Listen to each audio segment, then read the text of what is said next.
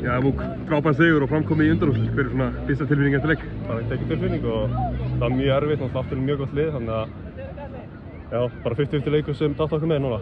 Akkurat, þú náttúrulega leggur upp sigurmarkið, þú lítur að vera ánægð með þína frammistöðu í dag. Já, allt í lagi bara í dag. Ég var meðast ekki vera frábær en já, þið sæstu bara í assistinu, þannig að það var flott.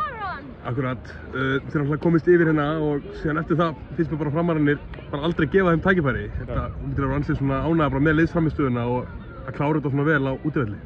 Já, bara liðsárum sem mjög góð, Rúna talaði um það, við þurfum að berjast fyrir ykkur annað og fyrir sæti og fyrir lið og fyrir sjálfur okkur, þannig að sýnum það í dag. Akkurat, þetta er svona stysta leiðin í Evrópu og nú bara 2 leikir eftir, þetta lítur að vera að fara að kýtla þeim. Já, við ætlum bara að reyna að fara alla leið og vinna og komast í Evrópu. Akkurat, og svona tímabilið þitt í ár, þetta er búið að vera svona mikil framför frá því áður. Er þetta ekki, svona hvað finnst þér spila mest inn í þarna? Ég held ég að svarið senasta intervju er bara stuttasvarið er ég er hærra uppi og við verðum sjálfsögst, það er stuttasvarið. Finnst þér Rúnar vera að gera mikið fyrir þig sem leikmann? Já. Klálega, herru, takk fyrir þetta. Takk.